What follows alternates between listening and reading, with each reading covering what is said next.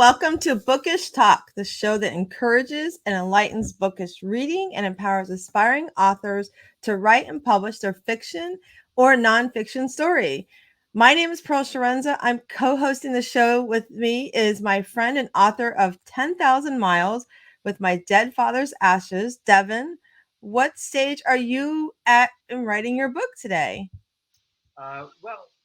Good morning, Pearl. I'm probably in between the third and fourth drafts. In other words, some of uh, it's moving along. That's what's happening. It's going well. I think it's one of those things that if I just sat down and churned it out, it would probably be done in 3 weeks. So we're edging towards the finish line. I think we could all probably say if we just focus on something and move along, right? We're edging along. So I'm excited to see the progress you're making. And Devin, today we have two empowering authors on the show. We have Lisa Kipps Brown, the author of the books Disrupt Your Now and Boomer Cash Out. Lisa helps successful entrepreneurs create their next act strategy, solving big picture problems with disruptive, strategic thinking. And we have Mary Jackson, our co host, author, writer, advocate for special needs children, which is very dear to my heart. Mary's book series, Poolicious, received the prestigious Gold Maxi Award in 2017 for the illustrations, tenderness of the story, and the music, all mixed for a beautiful children's read. Devin, share today about your virtual library. Pearl, I'm going to do exactly that. Our virtual background is of the British Library, perhaps the world's most famous library. The National Library of the United Kingdom is one of the largest libraries in the world. It is estimated to contain between 170 and 200 million items from many, many countries. As a legal deposit library, the British Library receives copies of all books produced in the United Kingdom and Ireland, including a significant portion of overseas titles distributed in the UK. The library is a non departmental public body sponsored by the Department of Digital, Cultural, Media, and Sport. The British Library is a major research library with items in many languages and many formats, both print and digital, books, manuscripts, journals, newspapers, magazines, sound and music recordings, video, play scripts, patents, databases, maps, stamps, prints, and drawings. The library's collection includes around 14 million books, along with substantial holdings of manuscripts and items dating as far back as 2000 BC. The library maintains a program for content acquisition because I guess when you need everything, that's what you're going to do, and adds some 3 million items a year, occupying new shelf space. I guess the question, Pearl, is where do they get all that new shelf space? I know, right? It can't get I think you could get lost in there, right? Thank you, Devin, so much. Last week you shared with us an enlightening story of Reginald Dwayne Betts, legal scholar, writer, advocate of education and prison reform, who aims to build 1,000 libraries in the prisons across the country. And Devin, I heard that he will put copies of his own books on the shelves, which highlights the significance of writing in these libraries. Can you tell us a little bit more about Reginald's vision? I can. Reginald is a Yale Law graduate, doctoral candidate, nationally acclaimed writer, and National Magazine Award winner. He started his writing career while serving a 9-year prison sentence. Betts recently collaborated with PEN America, an organization dedicated to protecting and celebrating freedom of expression in America. Matter of fact, I'm going to be seeing them this weekend, and I have to throw the sidebar in here. At USC campus, they're doing the Los Angeles Times Book Festival, which is an incredible all weekend long thing. So if you're in the Los Angeles area, you should absolutely check it out. Absolutely, I agree. Yeah. So getting back to Reginald Betts, uh, his he's releasing a guide for people in prisons entitled The Sentences That We Create. I read similar books when I was inside, and those books always helped me think about what it meant to be a writer and the process of actually putting pen to paper and going from one letter to the next. This is what Betts told the news. What's interesting about this book is it is both for craft and it's also an exploration of what it means to do a particular job, what to write and how to write an essay. Beth said the book will help people in prisons explore the craft and significance of writing, but would also be helpful for those outside of prison. And of course, Yeah. absolutely.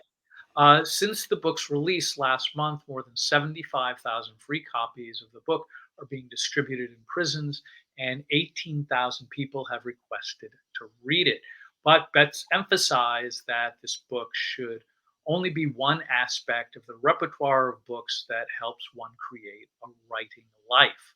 Still, he said the book is important in helping people in prisons know that writers have written both inside prison and after they've gotten out. I actually know a couple of people that that's precisely what they did. Pearl, do you have any good book news?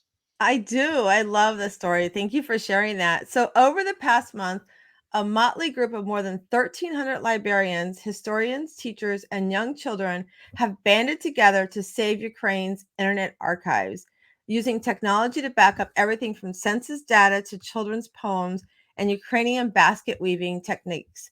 The efforts, dubbed Saving Ukrainian Culture Heritage Online, have resulted in over 2,500 of the country's museums, libraries, and archives being preserved on servers they've rented, eliminating the risk they'll be lost forever. So now, an all volunteer effort has become a lifeline for cultural officials in Ukraine who are working with the group to digitize their collections in the event their facilities get destroyed in the war.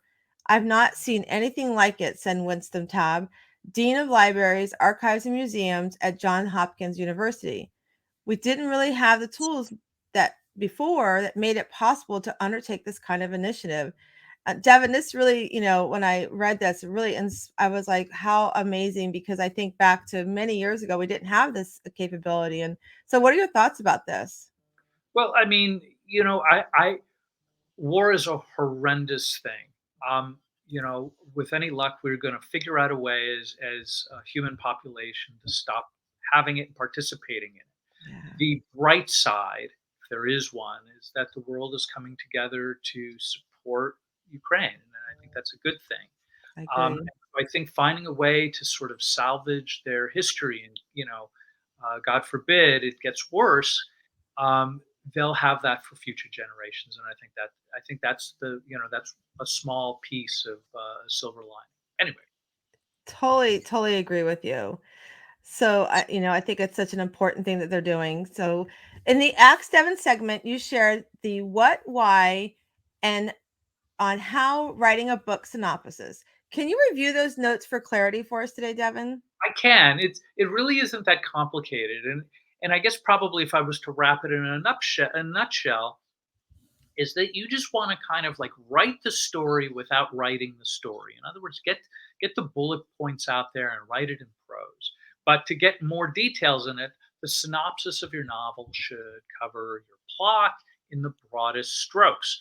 You set out your story in the simplest of terms. Again, that's kind of why I'm talking about bullet pointing. Don't try to include everything. You don't need all the intricate twists and turns, subplots, just the major plot points. So, an agent, a publisher, and truthfully, even yourself can see what your novel is and where it's headed.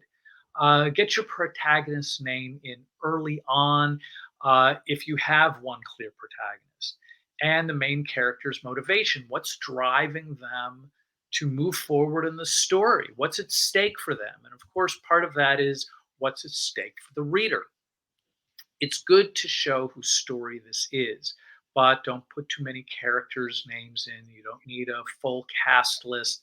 In fact, we don't want or need many names at all on the page because it can become kind of cluttered.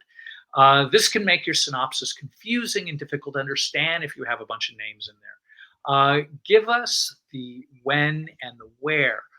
We need to know the primary setting for the novel and the time period in which it takes place. Some agents would probably say they need to see the ending because it's such an important part of the story. They're annoyed if it's not there. But others say they don't like any big twist in the table to be given away because they still want to feel like they want to approach the novel as a reader.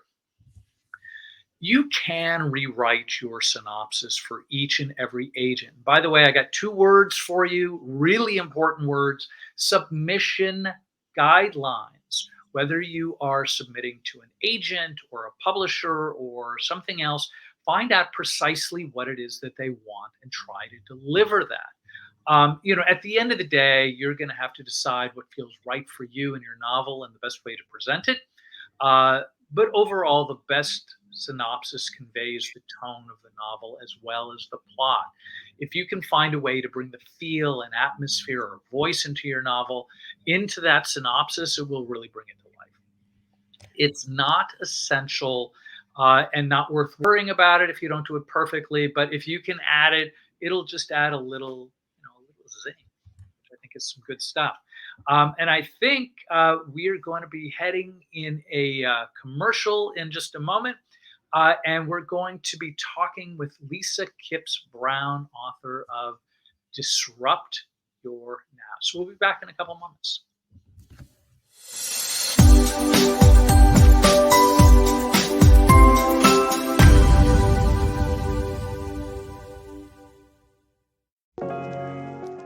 People in prison are not obsessed with prison. People in prison, they become obsessed with freedom. My name is Reginald Dwayne Betts. I'm a poet and I'm a lawyer. If I write about prison every day for the rest of my life, the thing that I'm really writing about is that desire, that chase, that want, that hope for freedom. And right now, I build libraries in prison because I believe people serving time deserve access to the books that give us dignity. When I was 16 years old, I carjacked a man. I was arrested and been sentenced to 9 years in prison. And so I spent 9 years writing every day, reading every day, imagining that words would give me the freedom to sort of understand what got me in prison. And when you're trapped in a cell, literally, words are your only lifeline. And I committed myself to using them to find some semblance of hope.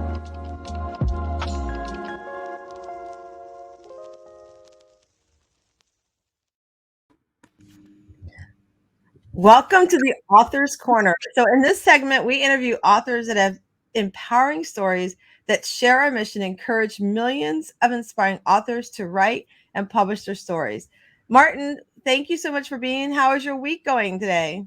Oh, it's great. I've been reading a great book, and I can't wait to share. I can't wait to share what I've been learning in this new book I've been reading. I am excited for that. Devin, do you want to introduce our guest? I sure do.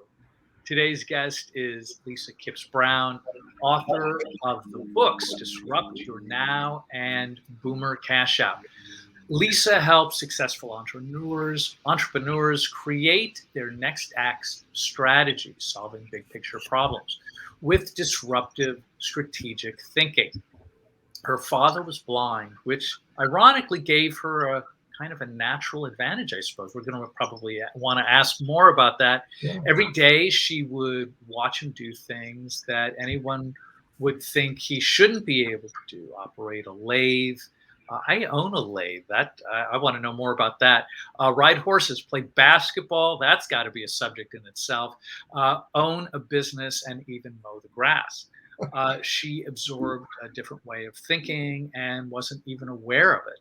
Lisa is a pioneer in business use of the web and started her own web and marketing strategy company way back in 1996 when few people knew what Amazon was and 2 years before Google existed. She was already reimagining businesses and even sold an online business right before the dot-com bubble burst.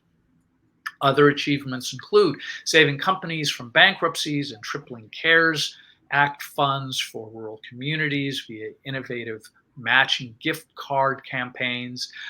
Lisa's straight talk combined with a natural talent for transforming basic ideas into disruptive strategy and valuable collaborations has people like Forbes 30 under 30 listed, blind PhD chemist Dr.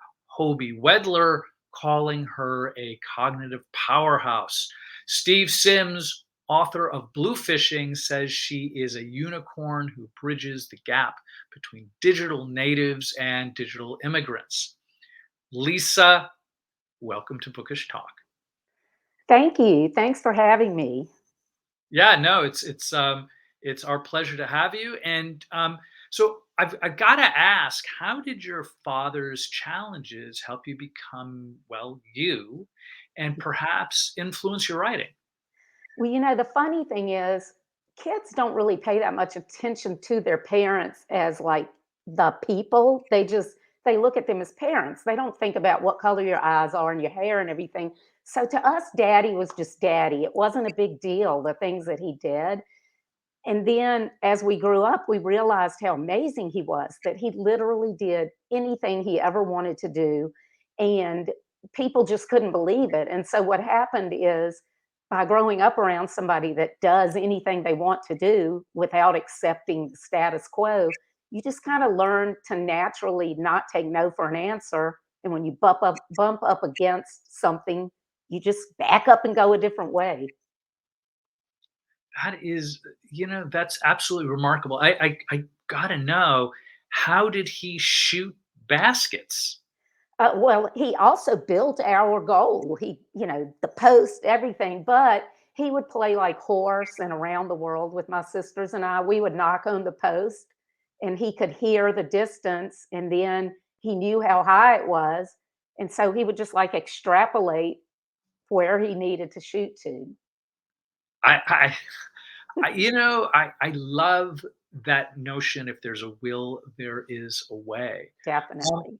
So moving on to you, who and what might have inspired you to write your book, Boomer Cash Out? Well, that came from the fact that I wrote it in 2017. So by then I had been developing websites since 1996. I had been lecturing clients on why you really have to use the web strategically. And especially older people will be like, I'm good. They might have a website, but they're like, yeah, my business is going great. I don't really need to do it. And I felt like, you know what, if I put this in a book, they will be more likely to actually pay attention because when you're talking, they hear wah, wah, wah.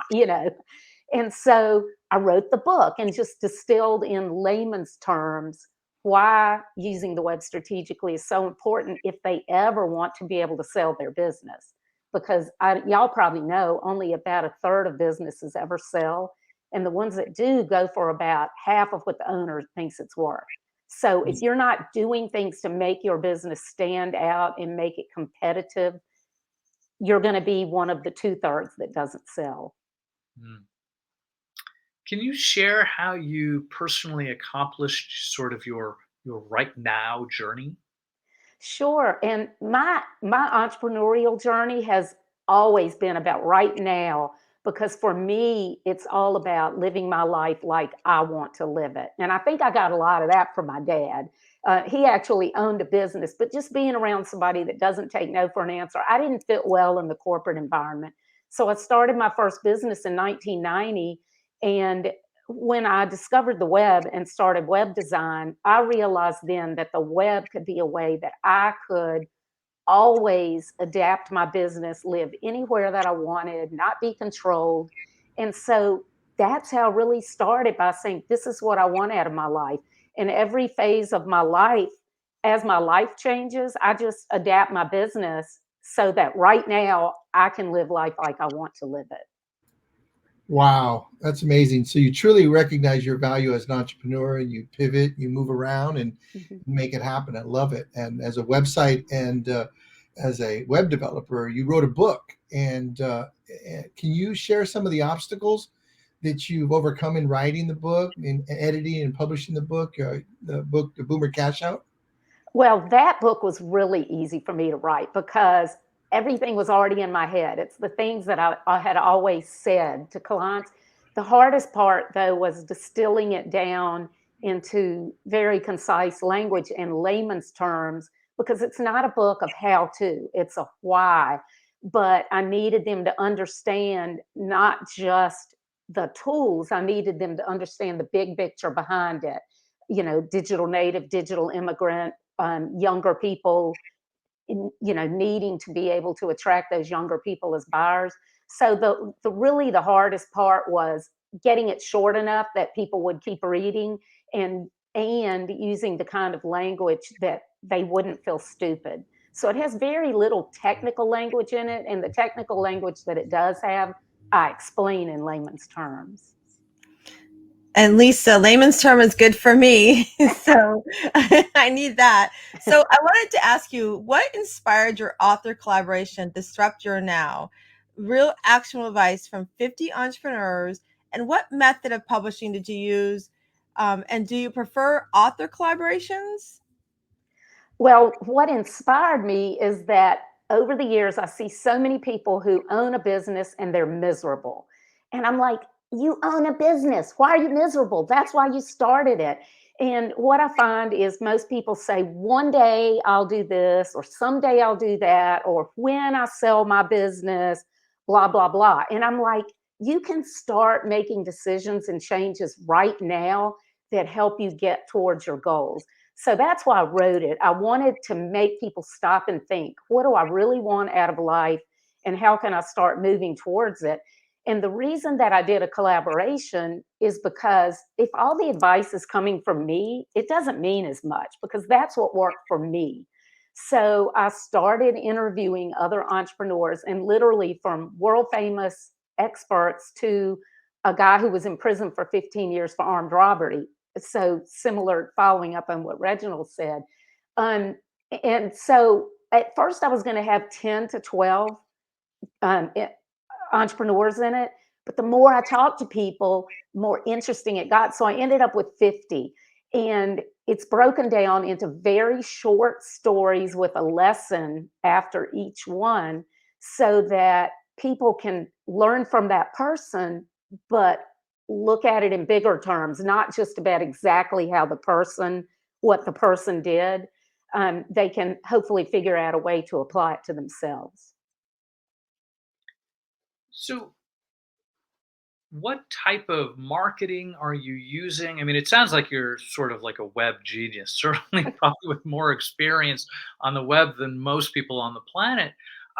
What type of marketing are you using to promote your books? And is there one particular avenue that you found more successful than another? For myself, I market mostly through my speaking and through my social media contacts and my existing clients, because I've had so many for so long. So I'm kind of not a traditional author. I don't care as much about selling tens of thousands of books as I do about getting the books in the right hands. So that's why a lot of the speaking that I do, it tends to be the audiences that need the book. So that's mostly the kind of marketing that I do.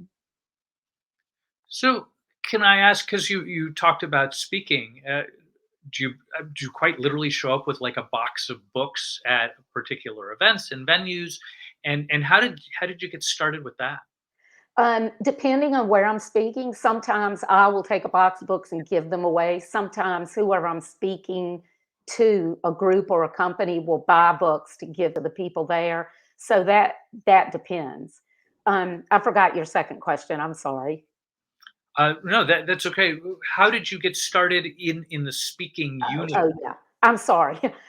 Yes, so I have been involved in economic development for about 20 years. I was on the board of an economic development organization. So the speaking I did started first with that, because I would go around and speak to communities and states and economic developers about integrated marketing in economic development. I've spoken to national conferences for economic developers. So that's how I initially got into speaking, was people wanting to pick my brain about integrating the web with everything else they're doing. Wonderful. Martine, what else you got?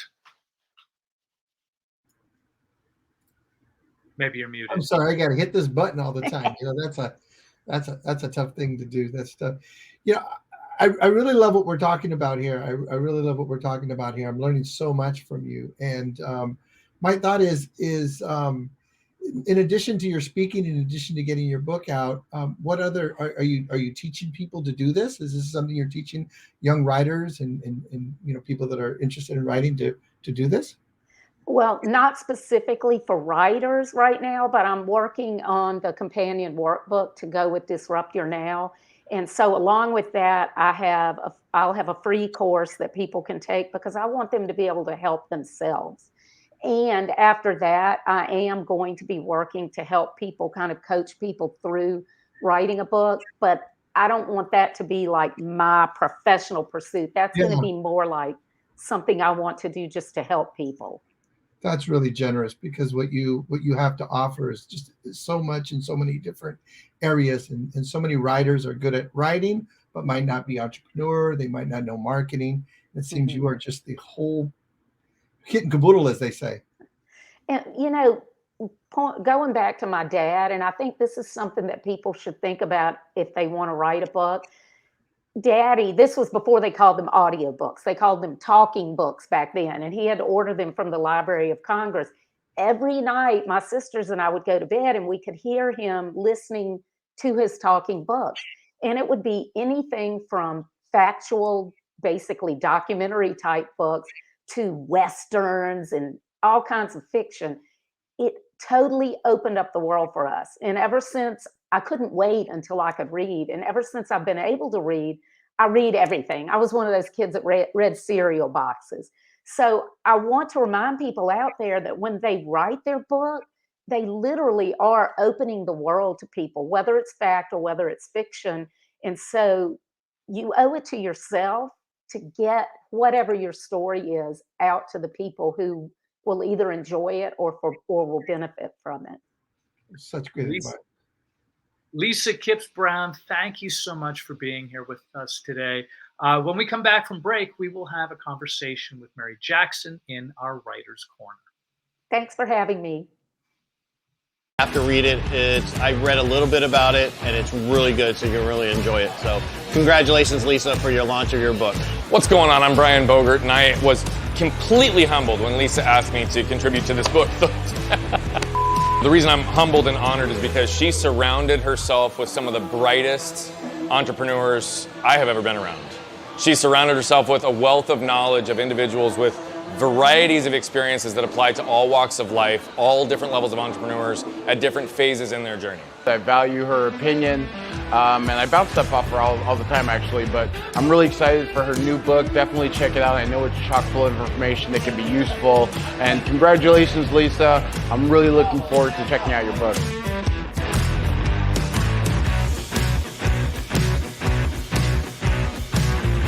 I know it's jam-packed with awesome information that'll disrupt your business for the better. I feel like it was written just specifically for me, and I think there'll be so many of us that will feel that same way.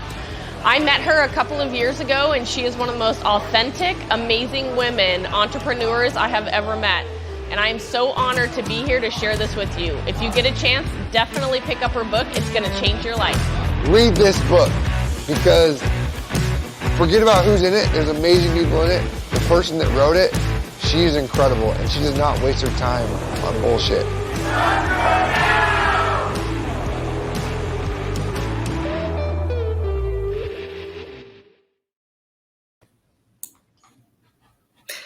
Hey there, everyone. Welcome to the Writer's Corner. Our mission at Bookish is to encourage, enlighten, and empower inspiring authors to write and publish their story. It's been a while, Tim, since I've seen you. How you doing?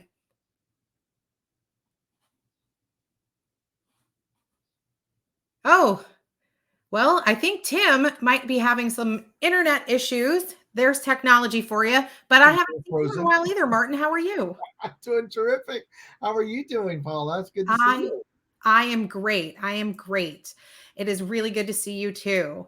Well, our guest who's coming up next is the author of a children's book series. It's called Perfectly Precious Poolicious. I hope I'm getting that right. Mary E. Jackson is a co-host, an author, a writer, and an advocate for special needs children. And as a mom of a child with special abilities, this is a big, big deal to me. So I love that she's talking about this topic. Mary's book, Poolicious, received the prestigious Gold Maxi Award in 2017 for not just the illustrations, but the tenderness of the story and the music all mixed for a beautiful children's read. It was designed to support writing and reading, but also to help those who haven't been fortunate enough to hold an iconic book in their hands and be able to read it cover to cover. It's for those who haven't read Hemingway, Dickens, Twain, and Faulkner books. The Maxi Awards are dedicated to awarding only excellence to indie and self-published authors, and they are unique in that everything that they submit their book, or they all submit their book digitally. Can't speak today. And as a manuscript or published ebook. So the award can be issued prior to the author's publication. Mary, welcome. And I'm so excited for you to tell us all about your book. Would you share your inspiration behind writing Poolicious? Absolutely. Thank you guys so much for having me on. I'm so excited to be here. And yes, I had some kinks trying to get on today with the internet. So the goblins are running amok today. So yeah, the Poolicious series, now I know it's a funny word, but as a children's author, we love funny words, right? Dr. Seuss is one of my favorites. You know, I love thinking outside the box. Kids love funny words. So that was the word I saw when I looked at my son, because really he was the inspiration for this. I had a very late in life surprise baby at 44, and then I turned 45, and he stopped growing in utero, and we were prepared for, brain damage and that he wouldn't walk. So when he came out, he was a complete miracle. And after having him, I had a very serious post-surgical infection that I didn't know if I would survive. So when we were through all of that trauma and survived, I was nursing, and he's about 3, 4, 5 months old. And as I was sitting there in this space of just being so grateful for life, really seriously, just being so grateful we were alive, we made it, we were here, the book just came to me. It was a download. It was absolutely amazing how it just came out of nowhere, really. Now, I am a poet by nature, and so I've been writing poetry for a long time, but this book came and I thought, wow, I love this. This is so cute. And it grew from there, because the premise behind it is that however we come into this world, and this is what my son represented to me, that no matter how we come into this world, even if the world thinks you're broken, it doesn't mean you're broken. And we are to find that perfection that is within what the world says is imperfect, right? And to help our children know they're okay no matter what, and ourselves as well, right? And that's where the inspiration from this book came. And it was supposed to kind of follow him in his life. And so it started when he was a newborn, and then it's the last one that was just done this last year, that was published right before Christmas in 2021. No, 2020. Sorry, is the Look at Me, the Wonder of Me. And so it goes into kindergarten. And sorry, I'm getting all these titles mixed up. But anyways, I didn't know what to call it. But when I looked at him and he was so little and innocent, Poolicious is the word I heard. And I was like, well, okay, wow. That's like, okay, sure, I'll go with that. How we have those inspirations of words. And that's where it came from. And I have included a page in each of these books that is an I am page, because I really believe it's important for us to teach children early on those I am statements, and for parents to use you are statements, even with ourselves, right? When we're having a rough day, when we're having a rough period, when we've all been through a really tough time with the pandemic. And so we've needed that extra motivation to help us get through. And so I really believe that teaching children, they can have those tools with them anywhere. Words are free, and you can pull them out anytime you need. If you're having a bad day or somebody tells you your hair looks stupid, or your clothes, why did you wear that today to school? Because kids say this stuff, and for some kids, it really stays with them. And so I just think that it's so important for us to empower our kids as early on as we can and give them those tools that are easy to apply when they're young. And as they're getting older, my book that just launched in October is a middle grade reader. And so it's got a whole bunch of tools in there to help middle graders with processing emotions, which I think are super important. Hi, Mary. How are you? Hi, Tim. I'm great. How are you? Well, besides that little internet hiccup, I'm doing just fine. So I'm glad you're here. yeah, exactly. So I have a 17-year-old son, so you don't need to tell me anything about how precious they are. And your story is amazing. Thank you very much for sharing that with us. Thank you. What is actually the message of the book? This is my question. What is the message of the book to your readers? And how did you begin your writing process from first draft to publishing? That's a good story. So the premise is, that we are, as moms and dads, we love our babies, right? When they come into the world. And if you're told that there is a challenge with your child, or you can see that there's a visible challenge with the child being born, it is very shocking, and it is very hard. And in some countries and cultures still, that a child born that way is hidden. That still happens in our world because they're viewed as broken.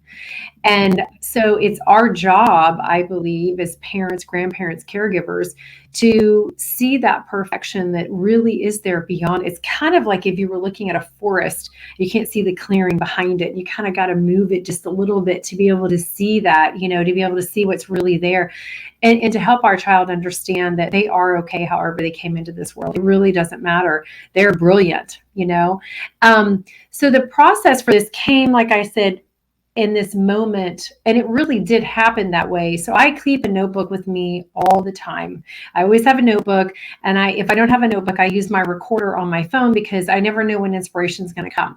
But I sat on that manuscript for 2 years because I thought, I'll just give it to my kids, when they're older.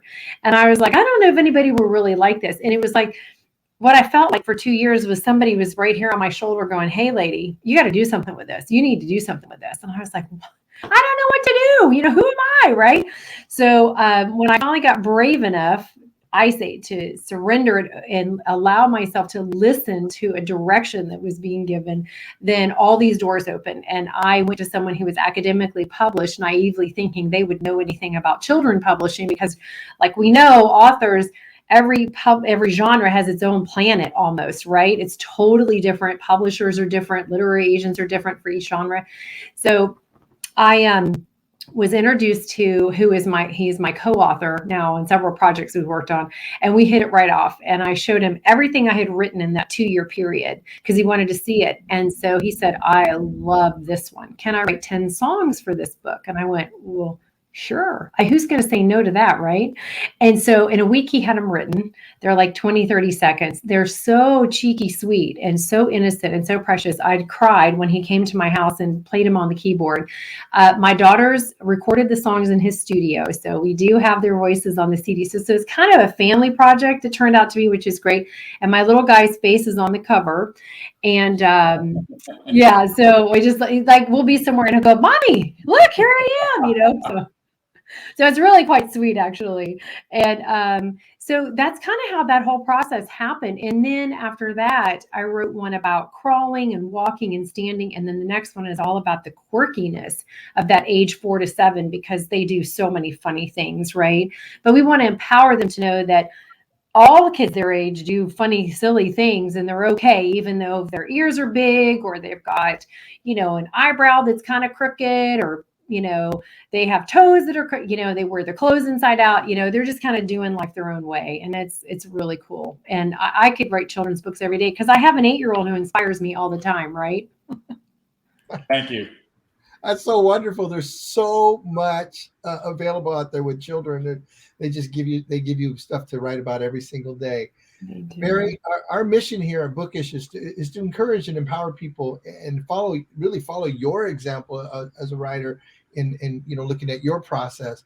What advice do you have for aspiring writers that maybe feel that they're not worthy of writing or getting their message out. Well, I felt that way, so I really understand that. I think that if it's in your heart and you really want to do it, you need to do it, because everyone has a story and everyone's story is important. And we all learn from each other, don't we? So I would say just do it. And if you're not sure about writing a whole book, then connect with somebody who's doing collaborative anthologies, because I have 3 of those that I'm in. I've got another one coming out next month called Glimpses into Autism. So it's a bunch of parents. We've written about what it's like to raise kids who are autistic. But I would say join a collaborative anthology, because then you only have 1,500 words to 2,000 to do. And that's not as scary. And you're not doing any of your marketing, you're posting, but someone else is taking care of everything. So that's a good way to get started. But I just say, just do it, because, we have one life to live. And if we don't do it, 10 years from now, that thing's going to be sitting on your dresser or your shelf, not finished. So honor yourself and do it. You have the best advice, and truly, I'm a mom, and like I said, a mother of a daughter that has special abilities. I always say special abilities and not special needs. Yeah. I think that that's really important. And so I really absolutely love the way that you're talking about just getting past it, just doing it, not letting it sit there for as long as you did, and telling your story, because there are people out there that need it. And it may not even be the ones that we assume in the first place need to be the audience. So I'm in the process of doing this myself and writing my own book and procrastinating sometimes. And every single week for the past several weeks, Devin has been discussing different steps in the process of writing and publishing books, which has been incredibly helpful to me, as are authors like you that are sharing their stories.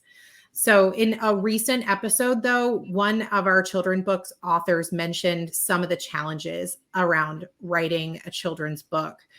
Other than what you've already shared with us, what lessons did you learn in your writing process? Patience is one. Oh. Patience. And especially, the children's book world is so different. So like my middle grade reader only has 8 stencil drawings in it, right? And my daughter is actually the illustrator for that book and cover. But when you have a younger book that's a chapter, not a chapter, but a picture book, you have to try out illustrators. You need to find the right illustrator that will see your vision and bring it to life. And boy, that is so super exciting to watch that whole process. But you have to wait on the illustrator, before you can actually get your book published. And then the whole process of finding a publisher, that's the route you go, as opposed to self-publishing. That's another thing that requires patience, because as creators, as soon as we're done creating, we want it to be out there in the world, right? We're so ready for it because we've put all of ourselves into it and we're ready to see it come to life. And really what I've learned is that everything happens in its own timing. Look, I sat on a manuscript for 2 years, and then here I am all these years later, and here it is. And, as soon as it was published 3 months later, it won this huge award. And wow, it may not have happened had I done it 2 years before and not met the people I met and made the connections I made. So I've really come to that place of just knowing everything has its right timing, and to be patient and to not give up, even if it takes you forever to find a good illustrator or you have writer's block, you just have to be patient. Patience is something I've been working on all of my life. I know, right? I'm still doing it. I'm still doing it. My kids probably would say I'm not, but I appreciate that too. Not driving to the finish line, right? Just getting done what you need to do and knowing that it's happening as it's meant to. And those connections are really, really important. Thank you so much for being here. I appreciate it. I know that my co-hosts appreciate it too, Mary. Bookish Talk is sponsored by Pivot Point School for Entrepreneurs. When you're ready to pivot from employment to entrepreneurship, they will point you in the right direction. Visit thrivingwomennetwork.com to learn more about their 10-week online certification course and scholarship program that starts April 23rd. When we come back from break, we'll be here with the Bookish Club, where we'll share our book recommendations for the week. What got me back into seriously thinking about writing was going to the civil service. I do remember there was one particular afternoon I was sitting next to a guy who had his files piled up beside him, and he was softly nodding off to sleep. I just looked at the sort of piece of scrap paper I had in front of me and I thought, well, let's have a go at doing something more interesting than this.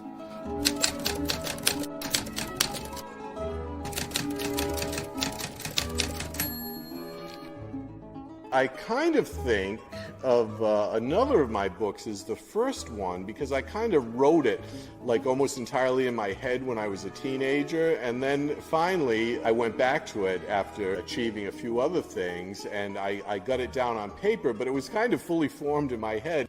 But for me, the joy of it is when you got that rough draft. It's almost as good as sex to sit down with that first draft of chapter 9, still working with the pencil, still noticing these flourishes that I would argue can suddenly snap the idea you're after into something that's witty, cogent, insightful, maybe even giving the reader a thought he or she has never had before. That's the goal for me. The Strip was a writers group that a bunch of friends of mine and I were in. We had our first meeting in January of 1980, and none of us were published at the time. By, I think, 2 or 3 years later, all of us had book contracts. I think part of it was that we all had different strengths. Even though none of us were masters of it all, everybody had a strong point, and we complemented each other very well. I was unemployed for 3.5 years. That's a long time. I wrote 7 novels during that time. They were rejected repeatedly. Finally, after 3.5 years, I got a letter from America saying that manuscript you sent us 2 years ago that we've been sitting on in silence, we want to publish it. It was 73 when I started writing, 88 when I made my first book sale, so it's 15 years to be an overnight success.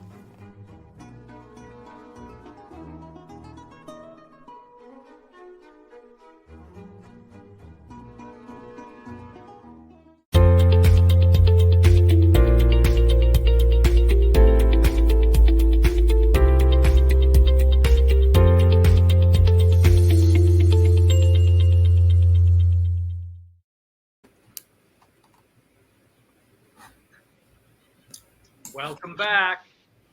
As if you are a regular attendee of our show, you know that this is a segment where we offer our personal book recommendations with the goal of encouraging you to venture outside of the comfort zone and explore different genres. So here we are. Tim, what's your book for this week?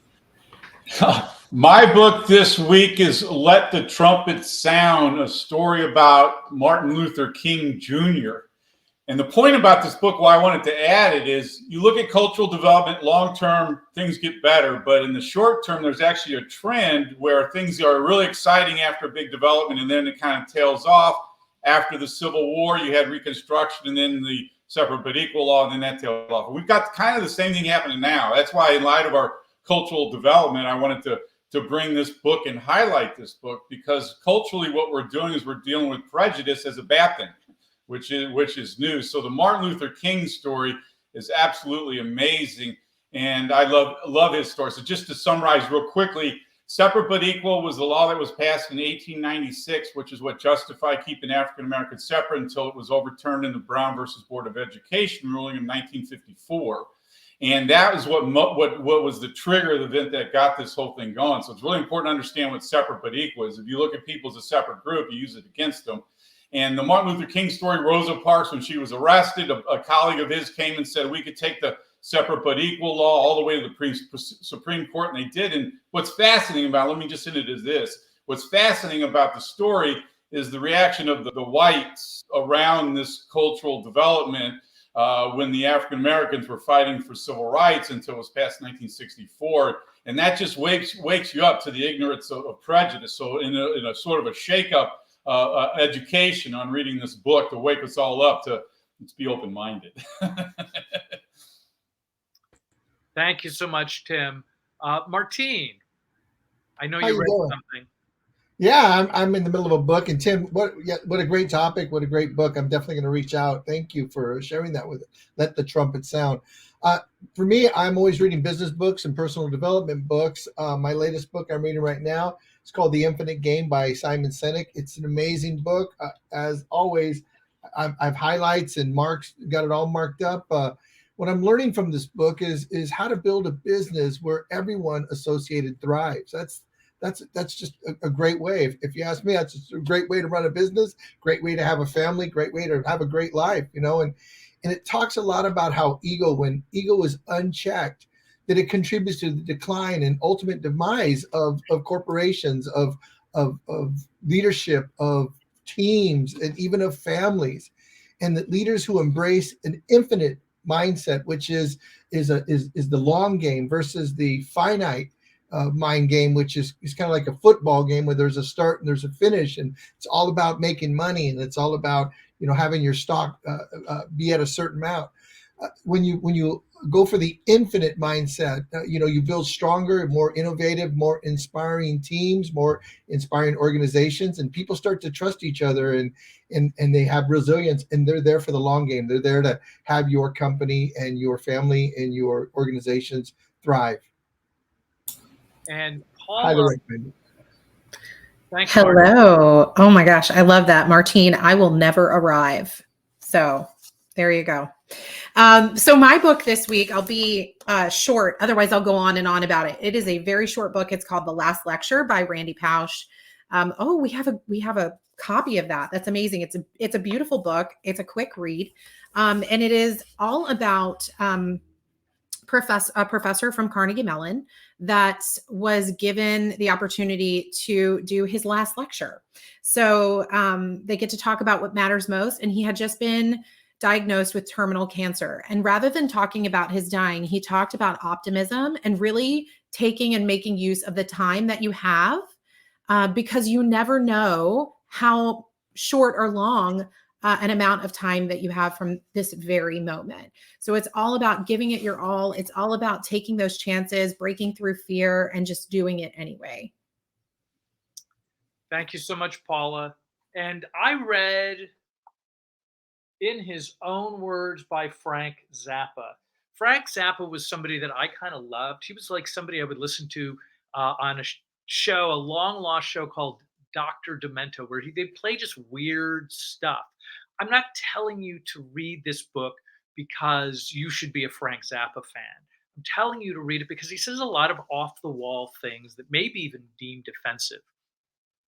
The reason why this book is important and books like it is because understanding somebody else's perspective is really key, particularly if you're writing a novel, because if everything's only coming from the way you think, you're going to have a lot of one-note characters filling your pages, and that may not carry you through 250, 400 pages.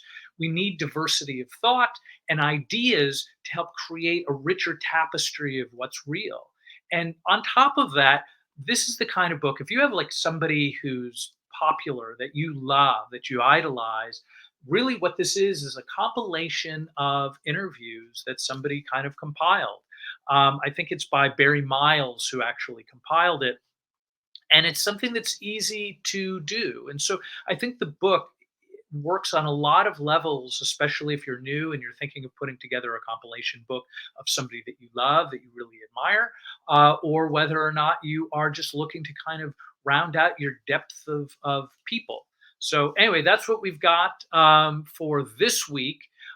As always, Bookish Talk is sponsored by Pivot Point School. If you are planning on exploring a new goal in your life, particularly if it's an entrepreneurship, they will point you in the right direction. Visit thrivingwomennetwork.com to learn about the 10-week program and how to write a business plan that's starting on April 28th. We'll be right back.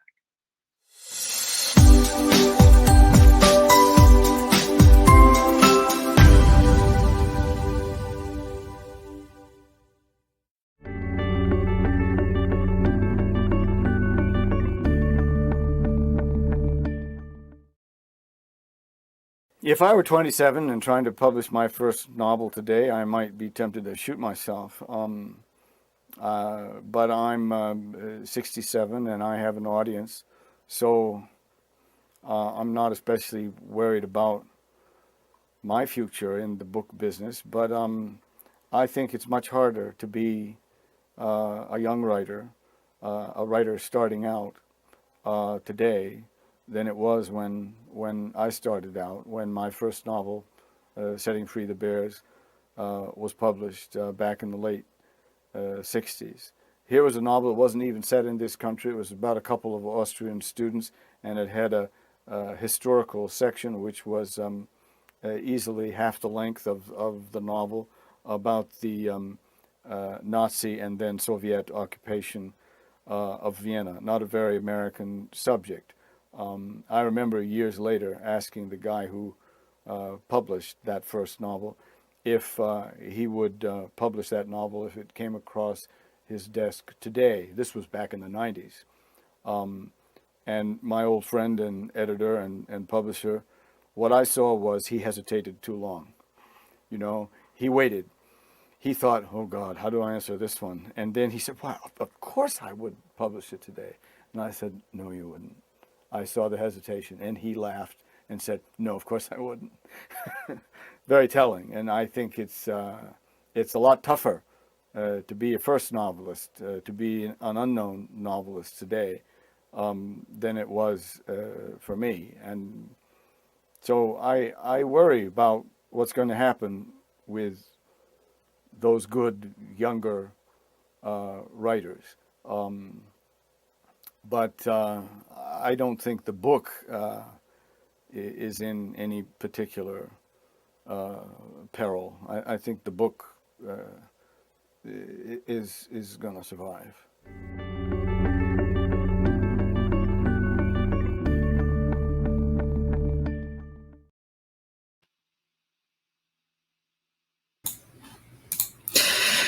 Well, thank you for being here today on our show. We encourage our viewers to not limit themselves to one category of book or literature because you don't know what you don't know. Reading from a variety of literary categories will allow you to be inspired by new voices and new ideas. Watch recent episodes of our show on E360 TV. As always, thank you for joining us on Bookish Talk. We sincerely hope that something we said encouraged, enlightened, or empowered you to begin your writing, your legacy book, whatever it is. Keep writing. Be sure to join us at our Bookish Club to begin the journey to journal. Tune in next week when we will share more tips on writing. Visit our website at www.thrivingwomennetwork.com and subscribe or leave a question because you never know it'll end up right here. Thank you for being here, and we'll see you next time.